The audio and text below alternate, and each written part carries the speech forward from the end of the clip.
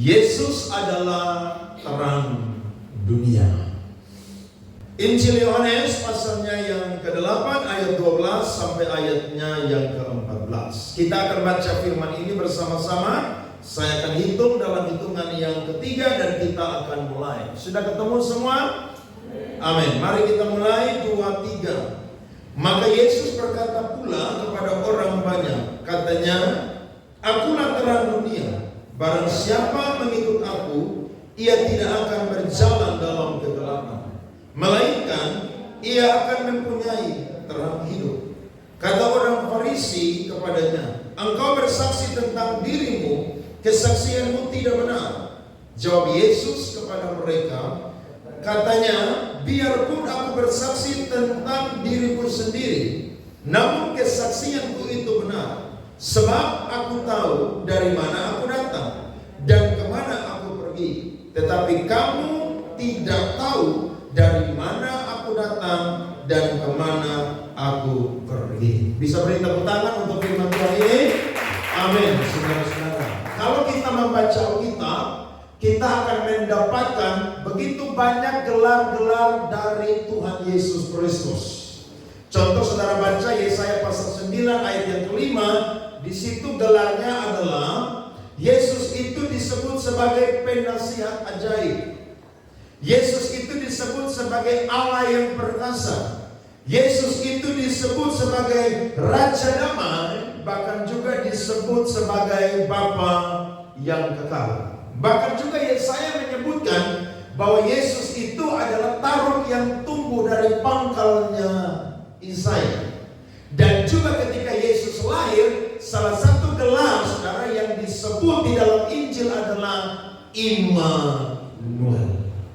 Jadi ada orang yang berkata bahwa ketika kita berdoa, kita tidak boleh menyebut Yesus itu Bapa. Saya mau protes dia punya video, tapi karena kesibukan Natal jadi sudahlah, tidak usah. Kenapa kita menyebut Yesus itu Bapa? Bukan berarti dia sama dengan Bapa, karena mereka memiliki dua pribadi yang berbeda.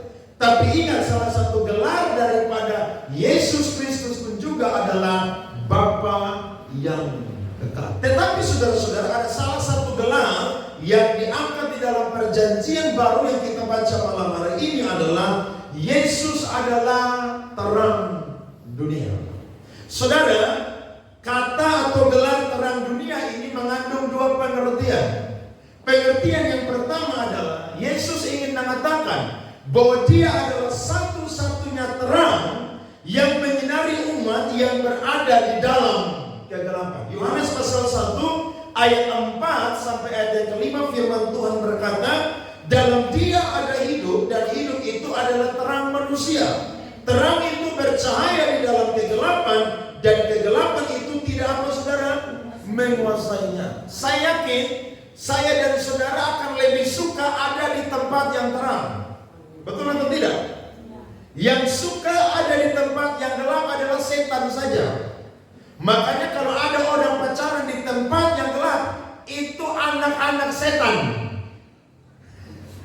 Tapi kalau pacaran di bawah lampu saudara 50 watt saudara, itu adalah anak-anak terang. Saya percaya di tempat ini semua anak-anak terang. Karena orang yang memiliki terang itu, dia akan menjadi terang. Makanya Yesus bilang dalam Matius 5, "Kamu adalah garam dan apa? Terang dunia." Karena ketika orang berjumpa dengan Yesus, saudara, mengikut Yesus, kegelapan dalam hidupnya itu akan pergi.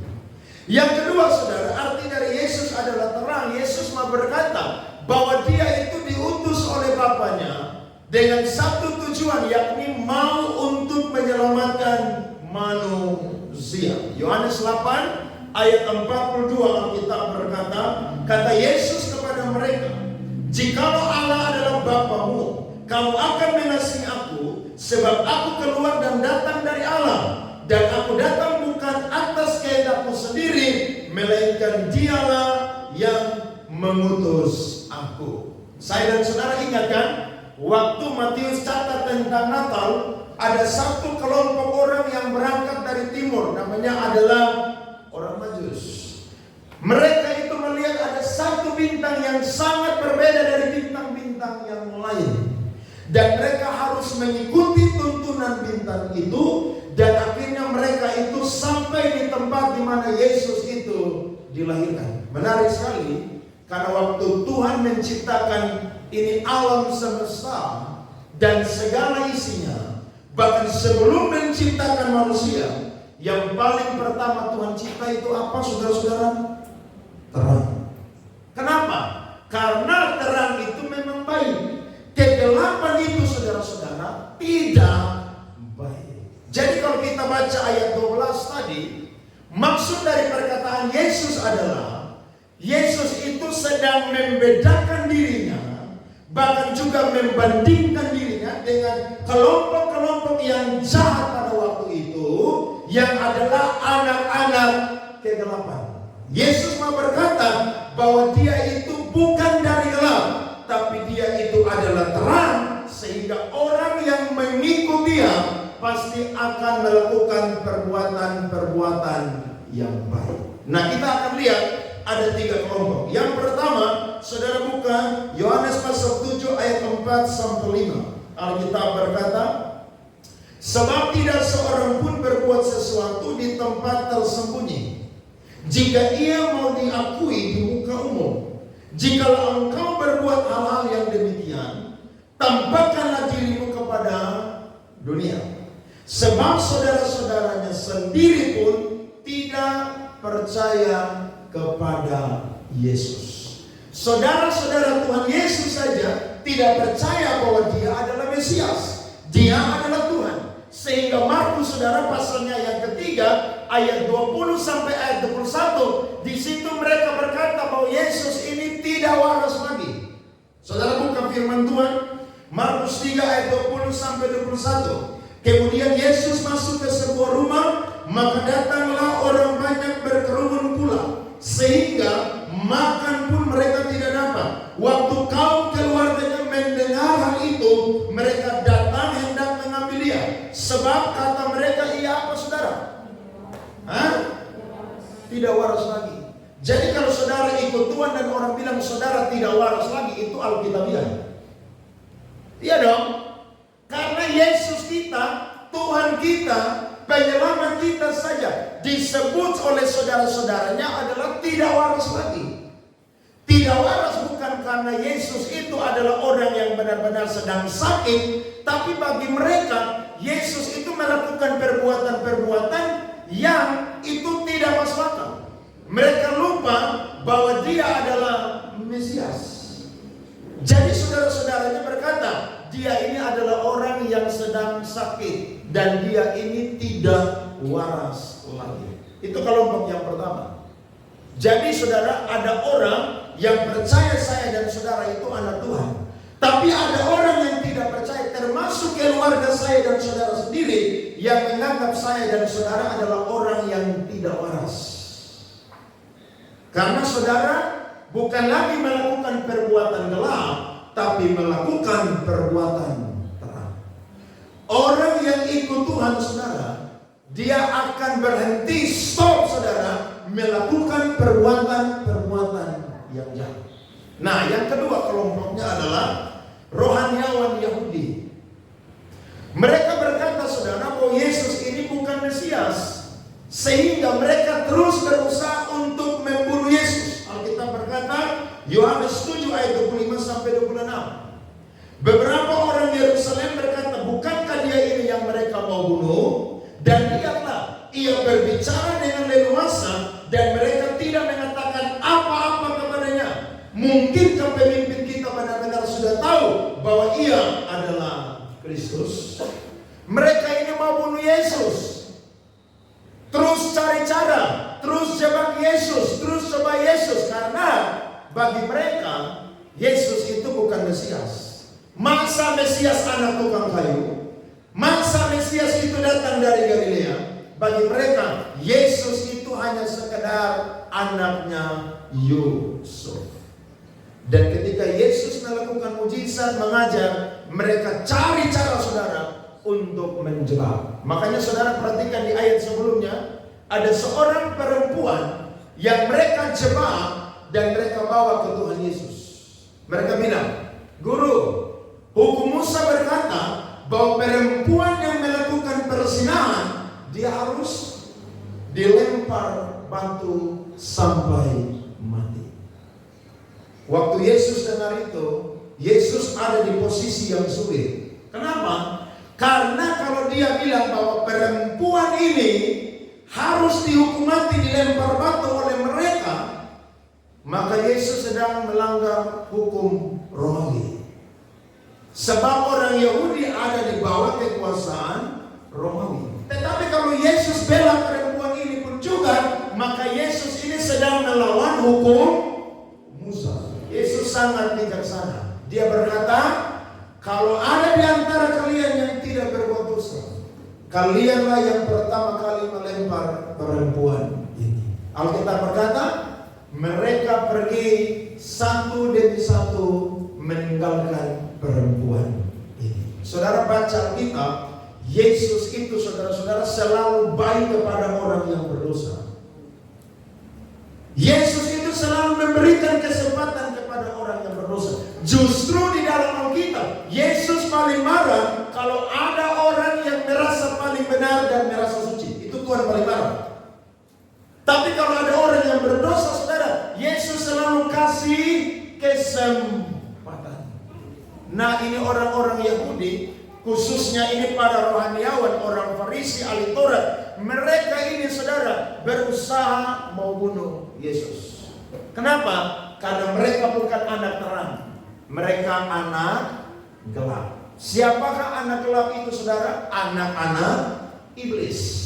Jadi kalau ada orang yang sampai Natal malam hari ini yang suka melakukan kejahatan, dia bukan anak terang, dia anak iblis. Kenapa? Ya sukanya melakukan kejahatan.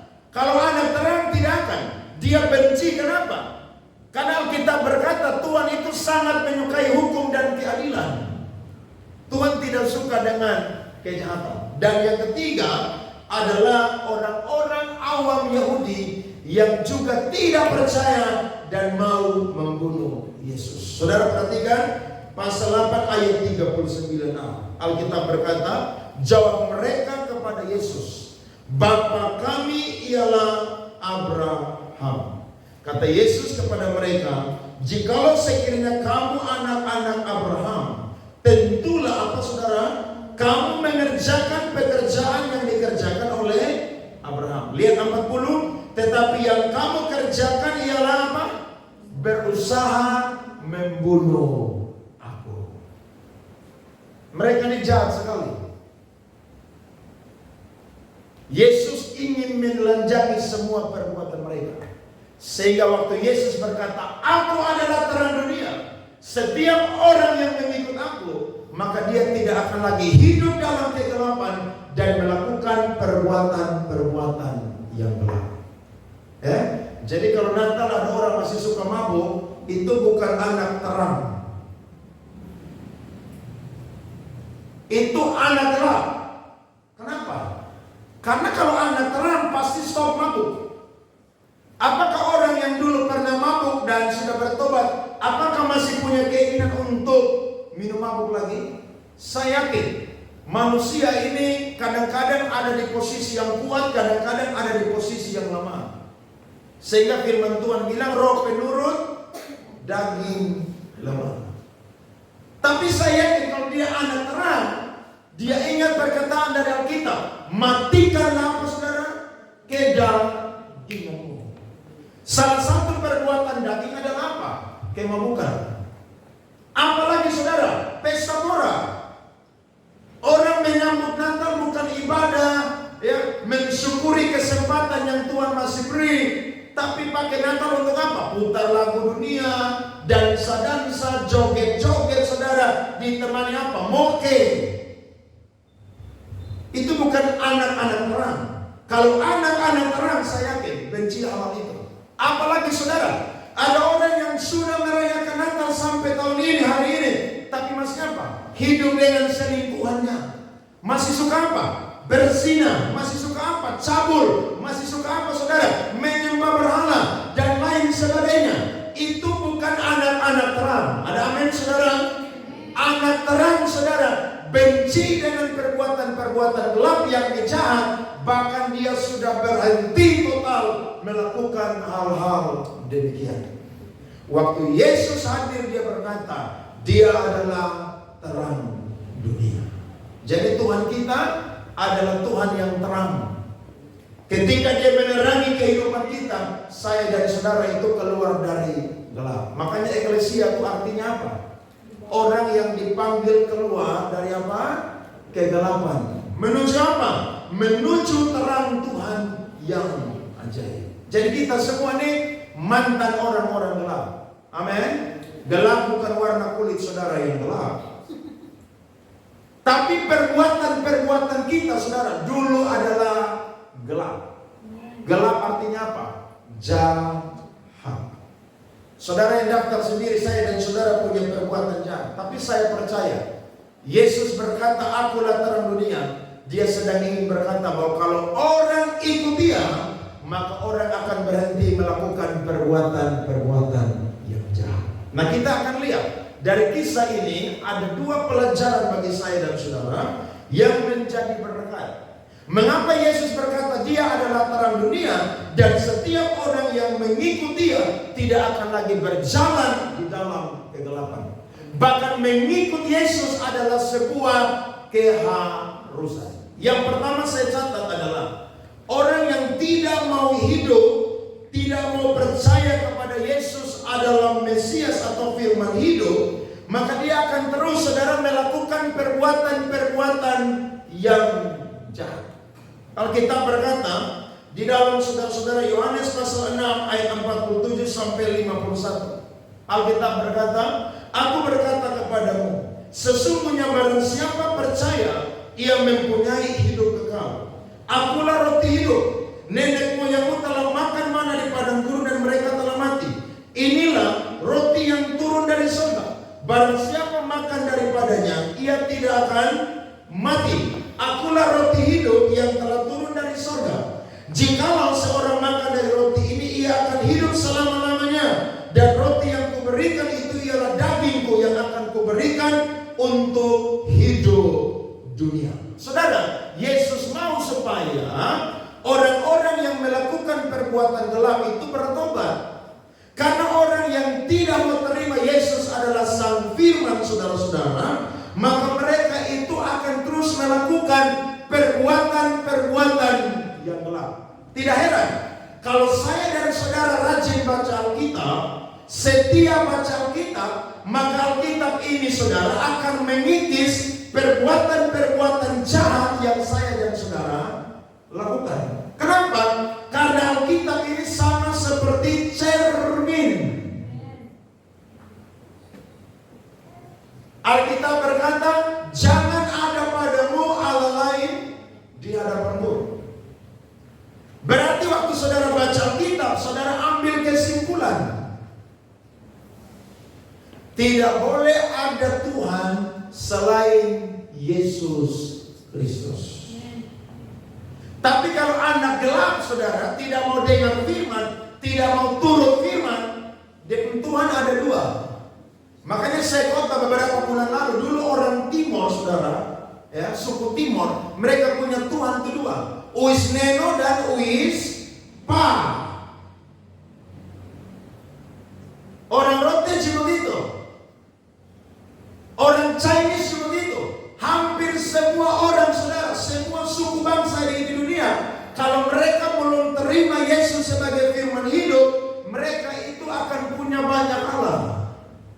Tapi kalau orang terima Yesus adalah firman hidup, bahkan Yesus itu adalah roti hidup saudara, maka mereka akan jadi orang yang baru di dalam Tuhan. Makanya buku yang merubah hidup kita nih saudara, Alkitab. Saudara mau beli buku di toko buku yang paling besar, yang paling mahal, buku yang paling bagus, motivasi yang paling bagus dari buku-buku yang dicatat oleh orang-orang dunia, itu buku tidak sama seperti Alkitab. Kenapa? Karena Alkitab itu lengkap saudara-saudara. Saudara dan saya mau tahu kita punya kekurangan, kelemahan, dosa, kejahatan, pelanggaran. Saudara baca kitab aja. Saudara akan ketemu, saya ini sedang melakukan apa hari ini dan apa yang Alkitab catat. Termasuk saudara jadi orang yang suka semut-semut, itu juga dicatat di dalam Alkitab. Saudara jadi orang yang khawatir sekali, saudara, itu dicatat juga dalam Alkitab. Semua hal-hal yang tidak memuliakan Allah itu dicatat dalam Alkitab. Dan Tuhan mau saya dan saudara menerima firman itu supaya saya dan saudara jadi anak terang. Kalau tidak, saudara akan lawan firman ini. Makanya orang kalau melakukan kejahatan, dia sedang melawan firman. Kenapa? Karena Yesus berkata dalam Yohanes 6 ayat 63, daging itu tidak berguna, saudara. Tapi perkataan Yesus itu adalah roh dan hidup. Mari kita baca. Yohanes pasal 6 ayat 63. Alkitab berkata, rohlah yang memberi hidup. Daging sama sekali tidak apa, saudara? Berguna. Perkataan-perkataan yang kukatakan kepadamu adalah apa? Roh dan hidup. Makanya orang kalau dengar firman, terima firman, itu perkataan saudara-saudara akan merubah kehidupannya. Sebab Yesus, saudara, ketika berkata-kata, itu adalah rema, saudara, yang Yesus sampaikan. Yesus adalah sang firman yang logos, dan yang Yesus katakan adalah rema. Sehingga perkataan daripada Tuhan Yesus itu sangat berguna. Kenapa? Karena perkataan dari Tuhan Yesus adalah roh dan hidup. Jadi jangan bosan-bosan baca firman Tuhan. Jangan bosan-bosan dengar firman Tuhan. Kenapa? Karena waktu saudara sakit, saya yakin yang saudara minta pertolongan untuk sembuh itu siapa, saudara? Yesus. Bahkan waktu saudara sakit, saudara yang suka main HP gak pernah baca Alkitab, saudara akan tinggalkan itu HP dan saudara cuma butuh satu kitab, atau Alkitab atau kitab suci. Namanya apa, saudara? Alkitab. Saya ini sering doakan orang sakit di rumah sakit di Kota Kupang ini terlalu banyak. Yang saya pergi, saudara, pemandangan yang ada, saudara, di samping mereka punya tempat tidur, selain ada roti, ada makanan, ada minuman, itu Alkitab. Bahkan ada saudara yang pakai Alkitab tuh besar. Dia punya ukuran di setengah dari mimbar, supaya dia baca mata tuh lebih jelas begitu. Sebenarnya dia tidak baca cukup, dia lagi kritis. Selang ada masuk di sini, selang ada masuk di sini.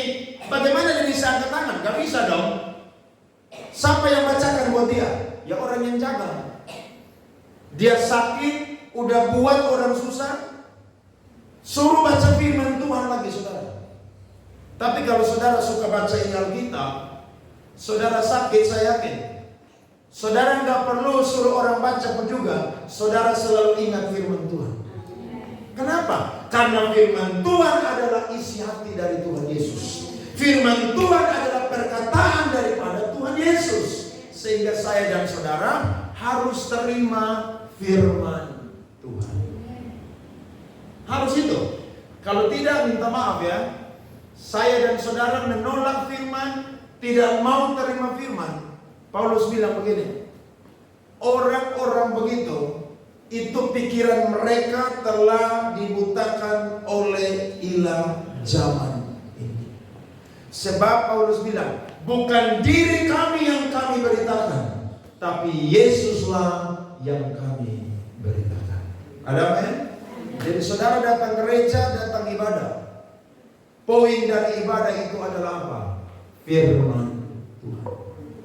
Pujian penyembahan, doa, kesaksian, dan lain sebagainya. Itu penuntun kepada firman.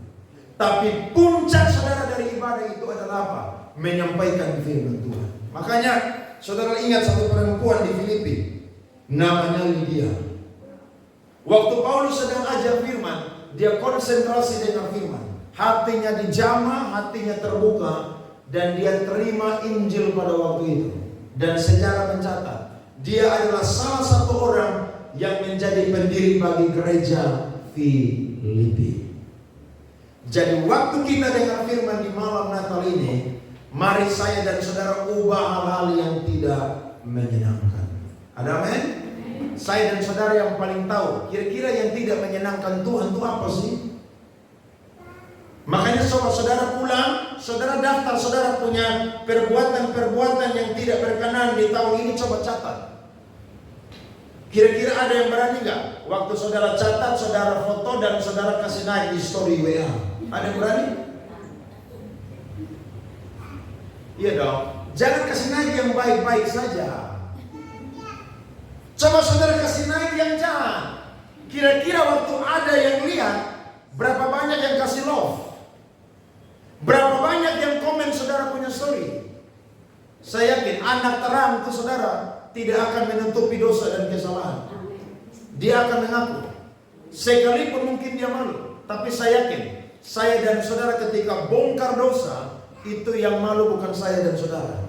Tapi iblislah saudara-saudara. Yang apa saudara? Yang dipermalukan. Amin. Jadi jangan kasih tunjuk yang baik-baik saja. Yang tidak baik juga apa saudara? Kasih tunjuk. Karena saya yakin anak-anak terang itu mantan anak-anak gelap. Siapa di sini yang dulu suci, lahir dari orang tua, tidak pernah buat dosa, tidak pernah buat kejahatan? Coba angkat tangan.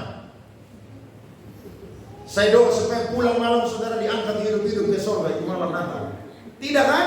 Semua kita orang jahat, betul nggak? Semua kita ini sebenarnya tidak layak diselamatkan. Tetapi Yesus datang di Bethlehem saudara hanya untuk satu tujuan, menyelamatkan saya dan saudara. Dan ketika kita terima Dia sebagai Yesus Kristus adalah Tuhan, maka kita juga menjadi anak-anak terang. Coba perhatikan Yohanes 8 ayat 47. Yohanes 8 ayat 47. Alkitab berkata, bisa baca sama-sama. Yohanes pasal 8 ayat 47. 1, 2, 3. Barang siapa berasal dari Allah, ia mendengarkan firman Allah. Itulah sebabnya kamu tidak mendengarkannya, karena kamu tidak berasal dari Allah. Bilang sama kiri kanan, saya tahu siapa yang Pak Pendeta Andre maksudkan. Iya kan? Jadi orang kalau tolak firman, dia itu bukan asal dari Allah, dia itu bukan asal dari surga. Amin saudara. Dia asal dari mana saudara? Dari setan. Bahkan dia berasal dari mana saudara? Neraka. Makanya waktu dia mati tempatnya ada di neraka. Coba saudara perhatikan Yohanes pasal 8 ayatnya yang ke 43 sampai 44. Alkitab berkata, apakah sebabnya kamu tidak mengerti bahasaku? Sebab kamu tidak dapat menangkap firmanku. Lihat ayat 44. Iblislah yang menjadi apa saudara? Bapamu. Dan kamu ingin melakukan keinginan apa? Bapamu. Ia adalah pembunuh manusia sejak semula dan tidak hidup dalam kebenaran. Sebab di dalam dia tidak ada apa saudara? Kebenaran. Apabila ia berkata dusta, ia berkata atas kehendaknya sendiri. Sebab ia adalah pendusta dan bapa segala pendusta. Jadi iblis itu memang penipu ulung saudara-saudara. Makanya dia tipu Hawa itu kan begitu. Tuhan bilang semua buah boleh makan, tapi yang di tengah tidak boleh ramai makan. Dia bilang tidak, makan aja. Nanti kamu jadi sama seperti Allah. Jadi malam ini waktu saudara terima firman dan saudara bilang Tuhan, saya mau berubah. Berarti saudara asal dari Allah, asal dari surga. Tapi saudara bilang, ngapain dengan firman? Oh, iblis. Itu anak iblis dan asal dari mana saudara? Neraka. Karena hanya orang-orang yang asal dari Allah dan dari surga sajalah yang ketika dengar firman bilang, amin Tuhan. Itu saya Tuhan. Jangan pulang.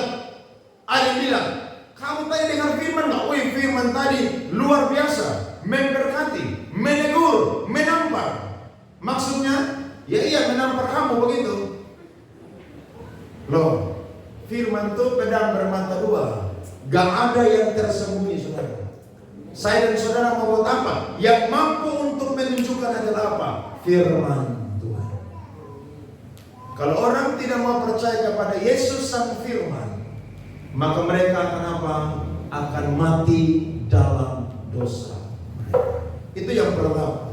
Yang kedua adalah saudara, orang yang tidak mau menerima dan percaya Yesus adalah Mesias atau Tuhan, dia akan mati dalam dosanya. Yohanes 8 ayat 23 sampai 24. Lalu ia berkata kepada mereka, kamu berasal dari bawah, aku dari atas.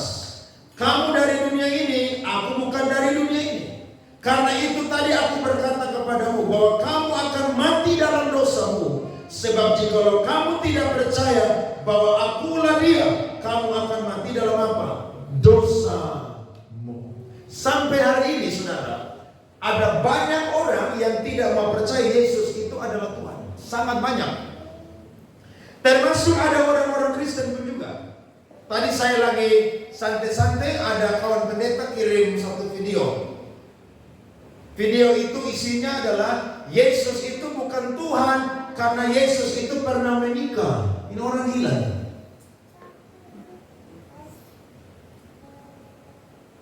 Jadi Yesus punya usia 12 tahun sampai 30 tidak dicatat di dalam Injil. Itu karena Yesus sedang membangun rumah tangga. Dan yang omong ini saudara, yang jelaskan ini bukan orang tidak sekolah teologi, doktor teologi. Makanya orang kalau terlalu pintar saudara, itu otak koslet saudara. Terlalu pintar tapi tidak di bawah tuntunan roh Allah. Itu model begitu. Wih, waktu saya dengar saudara, saya pusing. Saya bilang udahlah, gak usah tanggapi lah, biarin aja lah. Memang dia ini orang dari neraka model ini. Jadi gak usah dengar dia. Bahkan ada orang yang berkata bahwa Yesus itu bukan juru selamat. Yesus itu cuma apa? Manusia biasa yang diutus. Dia tidak setara dengan Allah Bapa. Dan banyak ajaran Kristen saudara yang meracuni gereja-gereja, bahkan orang Kristen hari-hari ini. Nah, orang Kristen kalau tidak tahu kebenaran, mudah sekali mengikuti. Padahal Alkitab berkata, Mika 5 ayat 1, dia itu sudah ada sejak purba kala. Saksi Yehova bilang, dia itu bukan pencipta. Karena menurut Kolose pasal 1 ayat 14 dan seterusnya, dia itu adalah permulaan dari ciptaan. Dia tidak baca di ayat-ayat di bawah bahwa segala sesuatu itu diciptakan oleh Allah, yakni salah satunya adalah pribadi Yesus Kristus. Orang-orang Yahudi tidak mau percaya, tapi saya yakin nanti di akhir zaman orang Yahudi akan banyak yang bertobat, saudara-saudara. Karena salah satu tanda akhir zaman, orang Yahudi itu akan percaya kepada Yesus sebagai Mesias. Sampai hari ini mereka belum mau percaya, saya yakin belum waktunya. Tapi kalau tiba waktu Tuhan akhir zaman, mereka tuh akan mengalami perjumpaan dengan Yesus Kristus. Dan betapa bersyukurnya saya dan saudara. Jangan tunggu Tuhan mau datang, tapi hari ini saya dan saudara sudah percaya bahwa Dia adalah Tuhan. Kita tidak melihat Dia, tapi karena kita sudah berjumpa dengan Dia, saudara-saudara, maka saya dan saudara percaya kepada Dia. Ada seorang bapak gereja namanya Agustinus. Dia bapak gereja abad ke-5 dari Hippo, Afrika. Ada banyak teolog-teolog yang berkata dia adalah bapak gereja terbesar dari bagian timur atau di gereja timur, saudara. Satu kali Agustinus ini, saudara, dalam pergumulan hidup yang berat, maka dia pergi ke pantai, saudara. Waktu dia pergi ke pantai, saudara, dia memandang laut, melihat pantai yang indah. Tiba-tiba ada seorang anak kecil, saudara, yang membawa sebuah batok kelapa. Saudara tahu batok kelapa? Tahu ya? Kalau orang NTT bilang apa? Soke. Maka Tuhan bilang begini, Agustinus, Kamu pergi minta apa tadi? Batok kelapa itu di anak itu. Kemudian kamu coba maju beberapa langkah ke air laut itu dan kamu timba air laut itu. Waktu Agustinus timba air laut itu, saudara, dia cuma dapat apa, saudara? 1 batok kelapa. Sedangkan air laut itu begitu banyak, saudara-saudara. Dia cuma dapat takarannya hanya di 1 batok kelapa. Tiba-tiba Tuhan bilang begini, Agustinus, itulah pikiran kamu dan manusia. Kamu tidak akan pernah bisa menyelami pikiran-pikiran Allah yang luasnya bahkan lebih daripada air laut ini. Makanya orang kalau tidak mempercayai Yesus Tuhan tuh memang susah, saudara. Kenapa? Karena memang pikiran manusia ini terlalu kecil untuk bisa menyelami Allah. Tapi saya yakin kalau orang mengalami perjumpaan dengan Yesus, dia akan percaya bahwa Yesus adalah apa, saudara? Tuhan. Contohnya perempuan Sunda. Coba saudara buka Yohanes 4 ayat 42. Kita baca.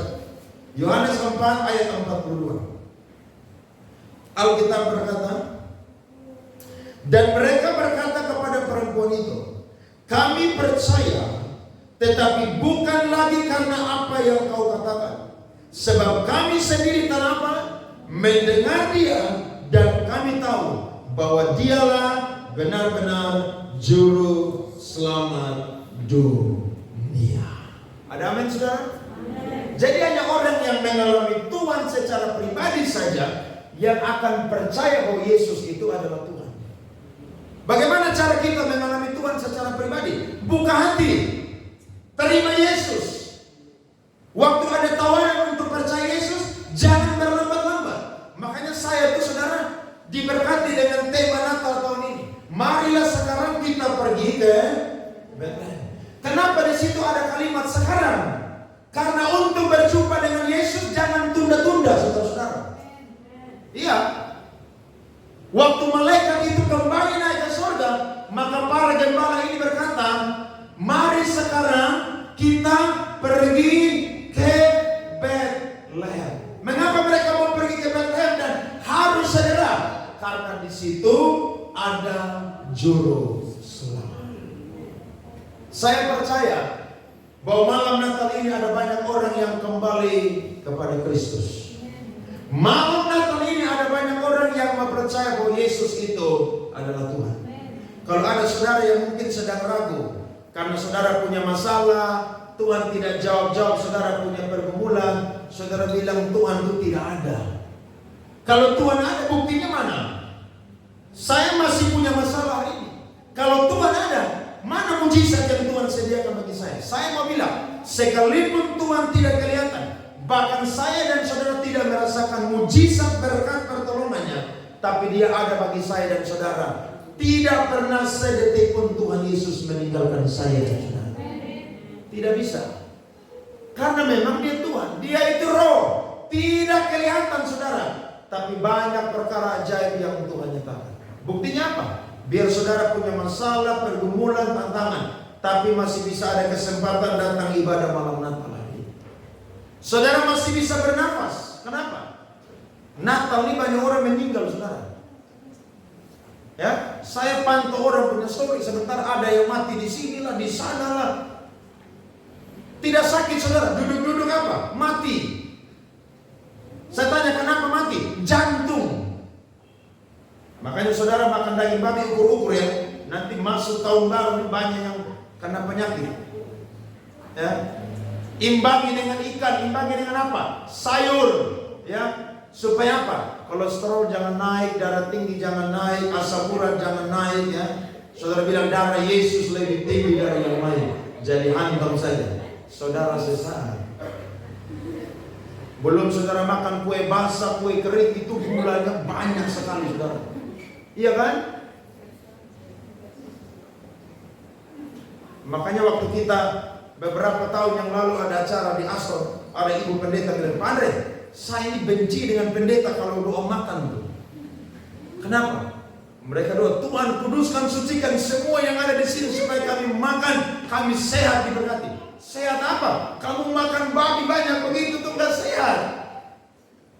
Apalagi ada kambing di situ, ada kulit kambing, itu yang ada penyakit.